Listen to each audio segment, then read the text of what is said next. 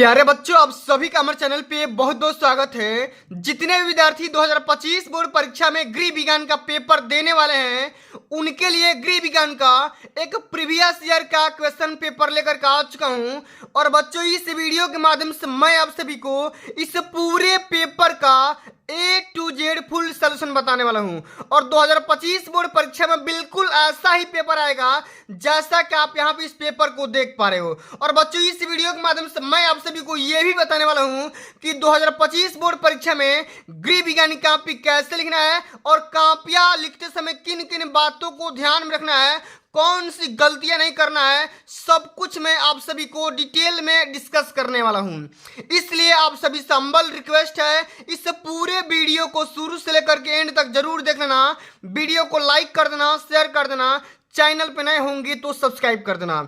बहुत सारे बच्चे कमेंट करते हैं कि सर आप मेरे को ये बता दो कि आप कॉपी लिखते समय किस किस पेन का इस्तेमाल करते हो। तो बाबू, इस क्वेश्चन का मैं आपको जवाब वीडियो को एंड में देने वाला हूं, तो थोड़ा सा पेशेंस बना करके रहना। और अब की बार माँ बाप के सपनों को पूरा करना चाहते हो तो वीडियो को कंप्लीट शुरू से लेकर के एंड तक जरूर देख लेना। अरे बाज बनाकर छोड़ूंगा तुझे, बाज बनाकर छोड़ूंगा तुझे, बस पंख लगाना बाकी है।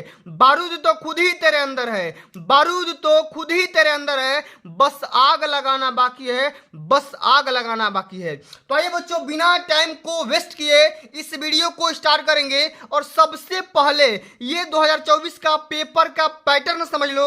अब की बार 2025 बोर्ड परीक्षा में गृह विज्ञान का पेपर जो भी बनेगा बिल्कुल ऐसा ही बनेगा, इससे बाहर एक भी क्वेश्चन नहीं आएगा, इस बात की पूरी गारंटी है।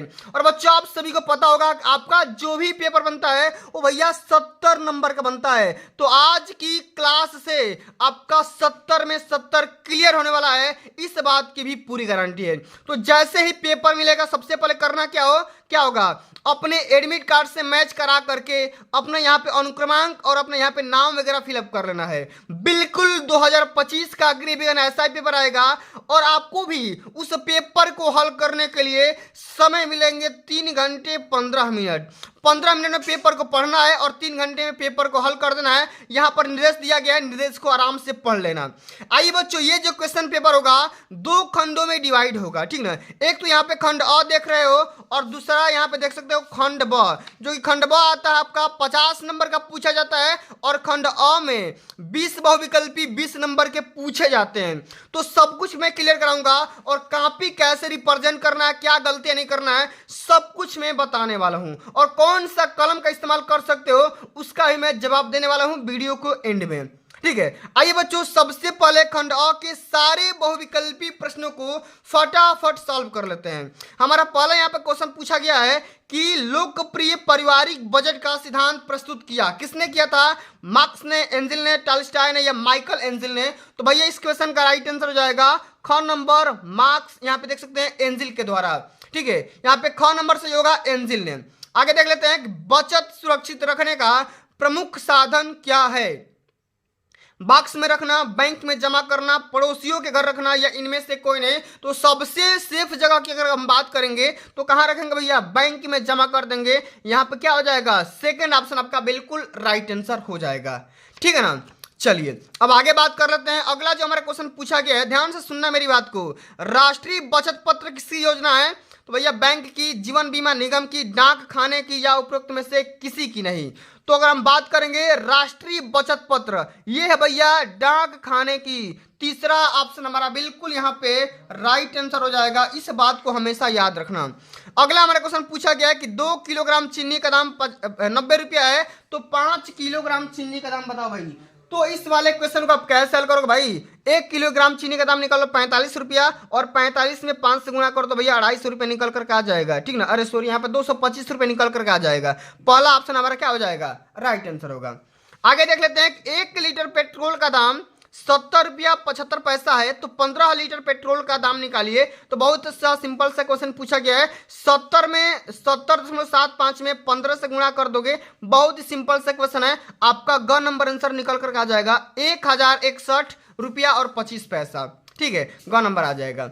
आगे देख लेते हैं कि कौन सा रोग जल के द्वारा फैलता है। Very very most important question है, कई बार पेपर में आ भी चुका है। खसरा, हैजा, टिटनेस या प्लेग। तो भैया क्या हो जाएगा राइट आंसर, ये हो जाएगा हैजा। क्या होगा, हैजा हो जाएगा। इस बात को हमेशा याद रखना कि भैया ये जो हैजा रोग है जल के माध्यम से फैलता है। विश्व पर्यावरण दिवस कब मनाया जाता है, 5 जनवरी को, 5 मार्च को, 5 जून को या 5 जुलाई को। तो भैया 5 जून को विश्व पर्यावरण दिवस मनाया जाता है। इस बात को हमेशा याद रखना। वस्तुओं के जलने से कौन सी गैस बनती है, ओब्वियसली बात है CO2, नाइट्रोजन या ऑक्सीजन या ओजोन। कौन सी बनती है भैया, CO2 गैस बनती है। हमारा पहला ऑप्शन राइट आंसर हो जाएगा। आगे देखते हैं कि कूड़ा करकट को किन माध्यमों से निस्तारित किया जा सकता है, गाड़ करके, जला करके, खाद बना करके या ये सभी। तो क्या हो जाएगा भैया, ये सभी हो जाएगा, क्योंकि हम कूड़ा करकट को निस्तारित मतलब भाई कंपोजिट कैसे कर सकते हैं भाई, हम तमाम प्रकार के विधियों का इस्तेमाल कर सकते हैं। गाड़ के भी कर सकते हैं, जला करके भी कर सकते हैं, और खाद बना करके भी उसका निस्तारित किया जा सकता है।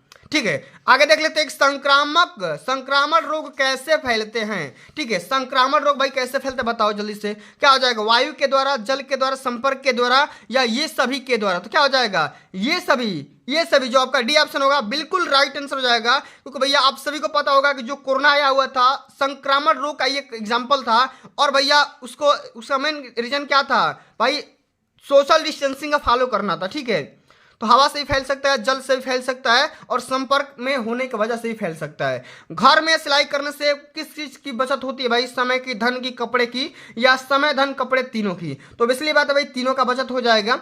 जल में घुलनशील विटामिन कौन सा होता है, vitamin ABC, vitamin BC, vitamin AD या विटामिन E के। तो जल में घुलनशील विटामिन की बात करेगा तो विटामिन B और C क्या हो जाएगा भैया, जल में घुलनशील विटामिन हो जाएगा। ठीक है, आगे बात कर रहे हैं किसके प्रयोग से तुरंत ऊर्जा मिलती है, तुरंत एनर्जी मिलती है भाई, विटामिन, प्रोटीन या ग्लूकोज या खनिज लवण। तो भैया ग्लूकोज के सेवन से तुरंत एनर्जी मिल जाती है। इस बात को हमेशा याद रखना है। लौह तत्व की कमी से कौन सा रोग होता है भाई, एनीमिया, रतौंधी, मेरेस्मस या टाइफाइड। तो लौह तत्व मतलब आयरन की कमी से कौन सा रोग होगा, एनीमिया हो जाएगा। कई बार हमने बता रखा है। ठीक है, मानव शरीर में फेफड़े की संख्या कितनी होती है, 1, 2, 4 या 5। तो मानव शरीर में फेफड़े की अगर हम बात करेंगे तो 2 होती है, हमेशा याद रखना। ठीक है, चलो अब आगे देख लेते हैं। अगला हमारा क्वेश्चन क्या पूछा गया भाई कि कौन सी वस्तु का प्रयोग अस्थिभंग में अधिक रक्तस्राव रोकने के लिए किया जाता है। ठीक है, बर्फ का प्रयोग, टूर्निकेट का प्रयोग, रुई से दबाना या इनमें से कोई नहीं। तो टूर्निकेट का इस्तेमाल करेंगे ब्लड को रोकने के लिए। ठीक ना, आगे बात करेंगे कृत्रिम विधि से सांस कब दिलाई जाती है। 4 ऑप्शन दिया गया है, जल में डूबने पर, सही बात है, इस कंडीशन में दिलाई जा सकती है। फांसी लगाने पर, यह भी सही बात है।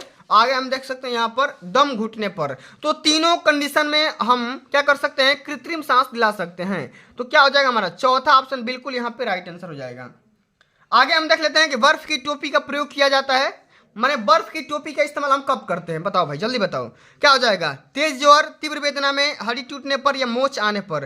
तो तीव्र ज्वर में यानी कि तेज ज्वर में हम क्या करते हैं भैया, बर्फ की टोपी का इस्तेमाल करते हैं। हमेशा याद रखना, आपका पहला ऑप्शन यहाँ पे राइट आंसर हो जाएगा।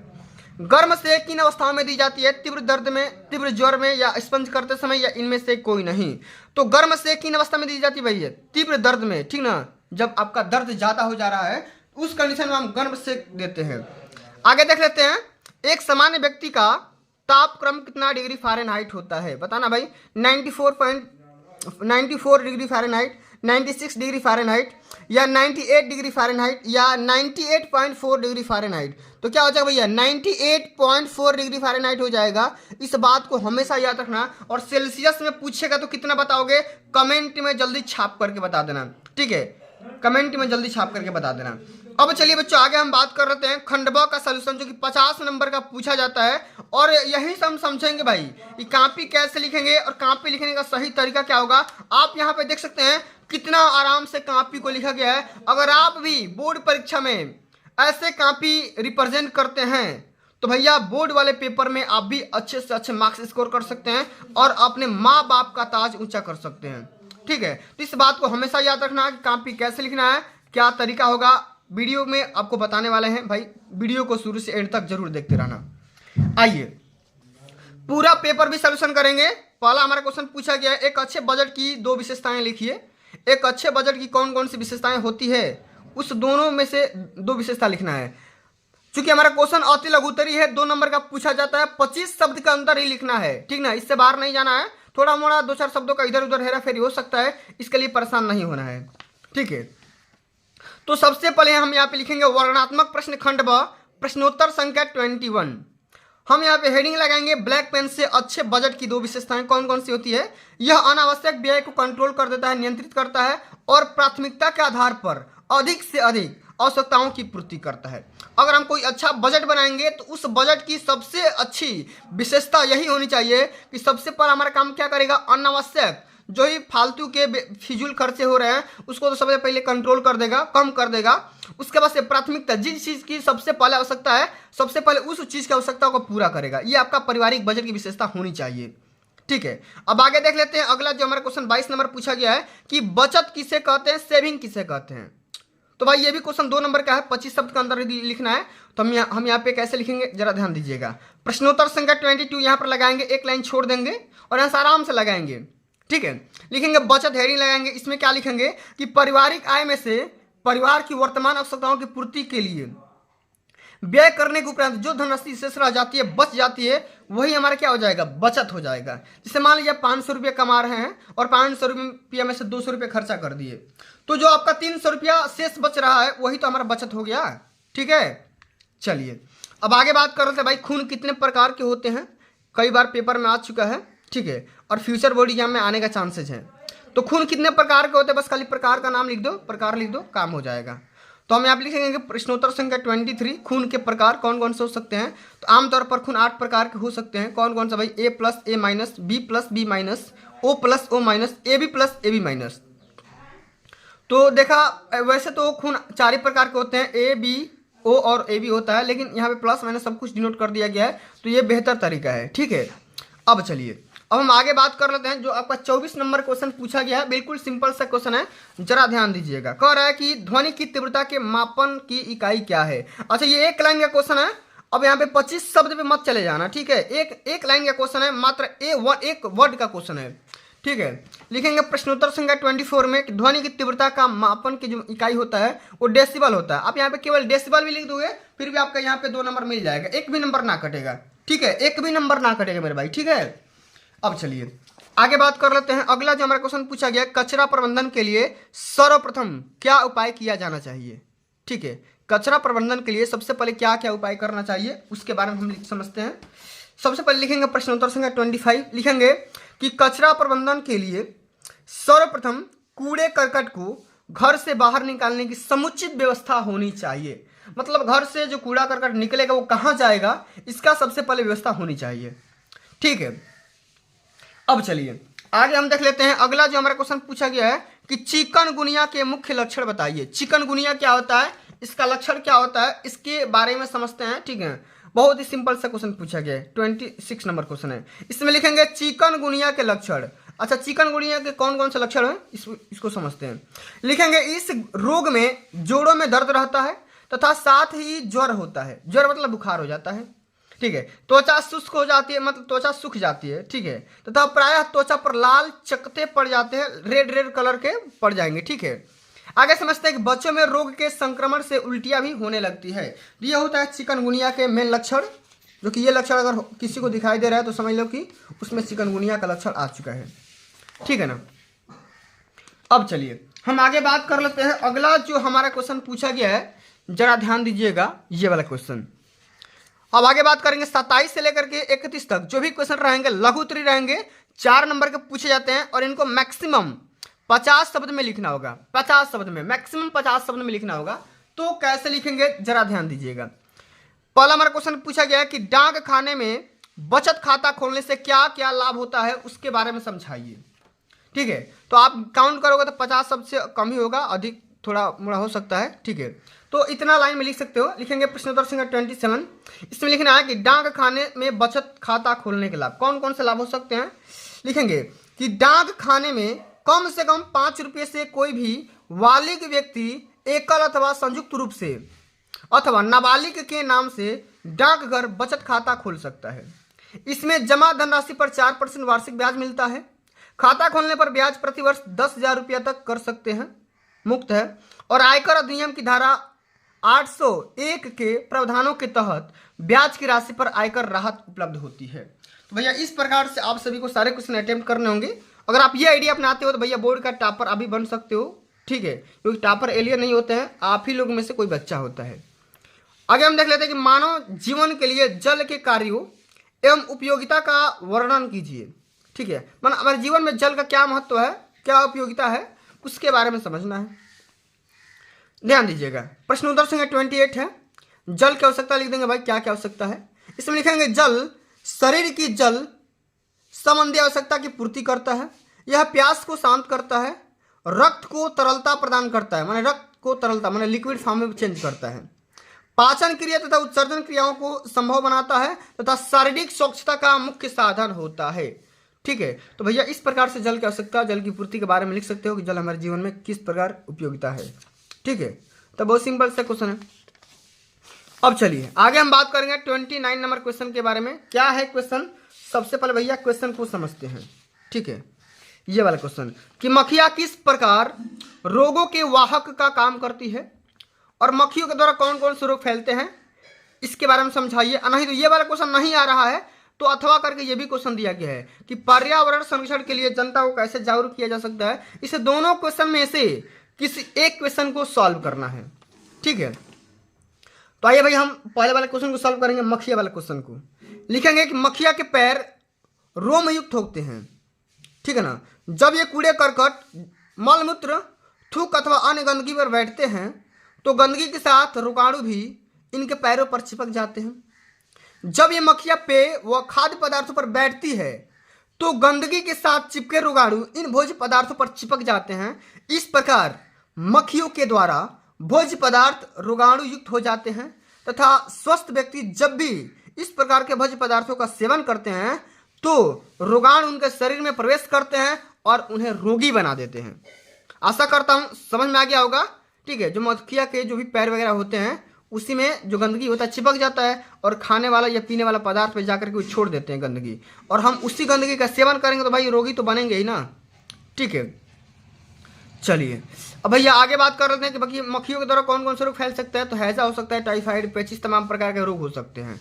ठीक है, अब चलिए जो हमारा 30 नंबर क्वेश्चन है कि रोग प्रतिरक्षा से आप क्या समझते हैं। या तो आप ये करिए, नहीं तो ये करिए कि चेचक रोग के लक्षण और बचने को उपाय लिखिए। तो इस दोनों क्वेश्चन में से किसी एक क्वेश्चन को हल करना है। ठीक है, बहुत ही सिंपल सा क्वेश्चन पूछा गया है। तो हम पहले वाले क्वेश्चन को सॉल्व करेंगे। लिखेंगे रोग प्रतिरोधक क्षमता क्या होता है। प्रत्येक व्यक्ति के शरीर में स्वच्छ या स्वस्थ रहने की इच्छा व क्षमता होती है, इसलिए प्रत्येक रोग के रोगाणुओं से हमारा शरीर संघर्ष भी करता है। सही बात है, जब हमारा शरीर संघर्ष से हार जाता है तभी हम रोग का शिकार हो जाते हैं, और इस प्रकार रोगों से लड़ने की जो क्षमता हमारे शरीर में होती है उसे ही रोग प्रतिरक्षा कहा जाता है। ठीक है ना, चलिए भाई अब हम आगे बढ़ जाते हैं। अगला जो हमारा क्वेश्चन पूछा गया है बहुत ही खतरनाक क्वेश्चन पूछा गया है, और ये जो क्वेश्चन पूछा गया है क्या है क्वेश्चन, 18 वर्ष की बालिका के पेटीकोट का नाम लिखकर ड्राफ्टिंग करिए, और नहीं तो सब्जियों के सूप की रेसिपी बनाने की कौन कौन सी विधि होती है उसके बारे में थोड़ा सा चर्चा कर लीजिए। ये भी क्वेश्चन 4 नंबर का है, ध्यान समझते हैं। लिखेंगे सब्जियों के सूप का रेसिपी तथा बनाने की विधि कौन कौन सी होती है उसको समझते हैं। लिखेंगे सब्जियों के सूप का रेसिपी बनाने के लिए निम्न सूप सामग्री जैसे कटी हुई सब्जियां, नमक, काली मिर्च, घी, जीरा, पानी आदि ले। उसके बाद कटी हुई सब्जियों को पानी में अच्छी तरह से घोल करके किसी भी बर्तन में आधा लीटर पानी डाल करके आग पर चढ़ा देते हैं। तब सब्जियां गल जाए तो उन्हें कुचल कर व मसल कर किसी भी बर्तन में छान ले तथा घी व जीरे का छौंक लगाए और स्वादानुसार नमक व पीसी हुई काली मिर्च डाल दें। हमारा रेसिपी तैयार हो जाएगा, सूप तैयार हो जाएगा। ठीक है, तो भैया ये तरीका होगा, आप लोग अपनाइएगा, बेहतर रिजल्ट आएगा। अब बच्चों हम आगे बात कर लेते हैं। अगला जो हमारा क्वेश्चन पूछा गया है 32 से लेकर के 34 तक जो 3 क्वेश्चन आएंगे ये दीर्घ उत्तरीय प्रश्न में आने वाले हैं, और इनकी जो नंबर होगा वो 6 नंबर में पूछा जाता है। कितना नंबर में, 6 नंबर का पूछा जाता है। क्या है क्वेश्चन कि पारिवारिक बचत से आप क्या समझते हैं, बचत का क्या महत्व है, किन साधनों के द्वारा बचत को सुरक्षित रखा जा सकता है।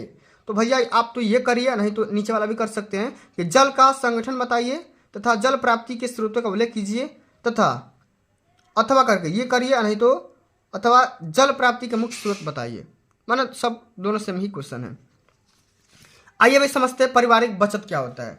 तो पारिवारिक आय में से परिवार की वर्तमान आवश्यकताओं की पूर्ति के लिए व्यय करने के उपरांत जो धनराशि शेष रह जाती है वो हमारा पारिवारिक बचत कहलाता है। जैसे मान लो परिवार की इनकम है 5,000 रुपया, कितना है 5,000 रुपया। अब भैया इन्होंने 3,000 रुपया खर्चा कर दिया, ये हमारा हो गया आय, और ये हमारा हो गया क्या, व्यय। तो भैया हमारा बचत कितना हो जाएगा, 2,000 तो होगा, क्या हो जाएगा, बचत। तो इसी को हम क्या बोलते हैं, पारिवारिक बचत बोलते हैं, ठीक है ना। अब चलिए इसी में क्वेश्चन पूछा गया कि भाई बचत का क्या महत्व होता है, इसको भी समझ लेते हैं थोड़ा सा। लिखेंगे कि बचत आय का वह भाग है जो भविष्य की आवश्यकताओं को पूर्ति के लिए व्यय को बचाकर उत्पादक कार्यों में विनियोजित किया जाता है। और महत्व कौन कौन सा है समझते हैं। पारिवारिक दायित्वों की पूर्ति करने के लिए, आकस्मिक संकटों का सामना करने के लिए, वृद्धावस्था में आत्मनिर्भरता बनाने के लिए, सामाजिक प्रतिष्ठा के लिए या आर्थिक लाभ के लिए। इतने प्रकार के महत्व हो सकते हैं, एकदम आराम से कर लेना। अब बचत को सुरक्षित रखना क्यों जरूरी है समझते हैं। बचत के सुरक्षित रखने कौन कौन से साधन हो सकते हैं, जैसे बैंक में हो गया, डाक खाना में हो गया, बीमा योजना, भविष्य निधि, भारतीय यूनिट ट्रस्ट हो गया, या राष्ट्रीय बचत योजना हो गया, या अच्छी कंपनियों में शेयर भी खरीद सकते हैं। तो तमाम प्रकार के बचत के सुरक्षित करने के साधन हो सकते हैं, यहाँ पर अपने बचत को सेविंग कर सकते हैं, ठीक है ना। अब चलिए आगे हम बात कर लेते हैं 33 नंबर क्वेश्चन के बारे में। क्या है क्वेश्चन समझते हैं। कह रहा है कि पर्यावरण प्रदूषण का जनजीवन पर प्रभाव का स्पष्ट करिए, नहीं तो ये करिए कि डेंगू के लक्षण, कारण और रोकथाम के उपाय लिखिए। तो दोनों में से किसी एक क्वेश्चन को हल करना है, सॉल्व करना है, समझते हैं। कैसे हल करेंगे, कैसे सॉल्व करेंगे समझते हैं भाई। डेंगू के लक्षण कौन कौन से हैं समझते हैं। इस रोग में तेज बुखार होता है, सही बात है, जब डेंगू का लक्षण आ जाएगा तो भाई बुखार हो जाएगा। रोगी को सिर दर्द, कमर दर्द, जोड़ों में दर्द होगा, हल्की खांसी, गले में खराश की शिकायत होती है, रोगी को काफी थकावट और कमजोरी महसूस होती है, रोग के बढ़ने के साथ साथ उल्टियां भी होती है और शरीर पर दाने निकल जाते हैं। ये होते हैं तो डेंगू के लक्षण। अच्छा, बचने के कौन कौन से उपाय हो सकते हैं, यहाँ पर उपाय समझते हैं। अब लिखेंगे कि डेंगू के बचने के लिए उपाय आवश्यक है कि मच्छर से बचाव किया जाए। इसके लिए एक उपाय है कि मच्छरों को पनपने न दिया जाए। डेंगू फैलने वाले मच्छर ठहरे हुए साफ पानी में पनपते हैं, अतः घरों के अंदर तथा आसपास कहीं भी साफ पानी एकत्र न होने दे। पानी ढक कर रखना चाहिए। फूलदानों आदि का पानी बदलते रहें। मच्छरों की रोकथाम के साथ साथ ही स्वयं को मच्छरों से बचाएं। इसके लिए मच्छरदानी का प्रयोग करें और मच्छरों को दूर रखने के लिए क्रीम या तेल का इस्तेमाल भी कर सकते हैं। तो भैया ये हो गया डेंगू से बचने के तरीके, ठीक है। ये तरीका लगा देना, पूरे नंबर पा जाओगे। अब चलिए अगला जो हमारा क्वेश्चन, जो कि अंतिम नंबर क्वेश्चन है। अंतिम नंबर क्वेश्चन क्या है कि वायु द्वारा रोग कैसे फैलते हैं और वायु के द्वारा कौन कौन से रोग फैलते हैं वर्णन करिए। या तो भैया आप ये करिए 6 नंबर मिलेंगे, नहीं तो ये भी कर देंगे 6 नंबर मिल जाएगा। विषाक्त भोजन से क्या समझते हैं। तो दोनों क्वेश्चन सेम ही है, ठीक है, सेम ही नंबर का है। आइए समझते हैं भाई विषाक्त भोजन क्या होता है। इसमें लिखेंगे कि भोजन पूर्ण रूप से स्वच्छ, पौष्टिक तथा उपयुक्त दिखाई देने वाले भोज्य पदार्थ भी कभी कभी व्यक्तियों को रोगी बना देते हैं। सामान्यतः ऐसे भोजन में कोई ना कोई पदार्थ व्यक्ति को ग्राह्य नहीं होता है। इसका मुख्य कारण होता है भोजन के अंदर उपस्थित ऐसे पदार्थ जो व्यक्ति के शरीर में जाने के बाद विषैले प्रभाव उत्पन्न करते हैं, यही विषाक्त भोजन कहलाता है, ठीक है ना। तो भैया इस प्रकार से आप सभी लोग सभी क्वेश्चन को निपटा सकते हैं, ठीक है। तो भैया आप सभी लोग इस प्रकार से कॉपी लिखोगे, कॉपी रिप्रेजेंट करोगे और पूरा मॉडल पेपर तैयार करके जाओगे तो अब की बार भाई पेपर में अच्छा से अच्छा नंबर स्कोर कर सकते हो, इस बात की पूरी गारंटी है। अब भैया बात आती है कि आप किस पेन से लिखते हो। तो अभी तो मैं ये पेन इस्तेमाल करता हूँ, रोल्टो का पेन है, ठीक है, इस कॉपी को लिखने के लिए। लेकिन आप लोग ये बॉल पॉइंट पेन का इस्तेमाल करना, इस प्रकार का पेन को इस्तेमाल करना। और मैं हेडिंग को डालने के लिए इस मार्कर का इस्तेमाल करता हूँ, ये जो 2 रुपये की आती है, ठीक है, ये वाला। इसके लिए आप ब्लैक पेन इसके जगह आप इस्तेमाल कर सकते हैं, इस प्रकार का ब्लैक पेन इस्तेमाल कर सकते हैं। और आप इतने सारी चीज़ों को बढ़िया से इस्तेमाल करते हैं। और हाशिया आप इसको इसके माध्यम से खींच सकते हैं, स्केल के माध्यम से। हाशिया एक ही तरफ खींचना है, दोनों तरफ नहीं खींचना है वरना नंबर कट जाते हैं, ठीक है। तो प्यारे साथियों आज के लिए बस इतना ही। अगर ये वीडियो आप सभी को अच्छी लगी होगी, हेल्पफुल लगी होगी, तो वीडियो को लाइक कर देना, शेयर कर देना, चैनल पर नए होंगी तो सब्सक्राइब कर देना। जल्दी मिलते हैं अगली वीडियो में, तब तक के लिए जय हिंद, जय भारत, वंदे मातरम।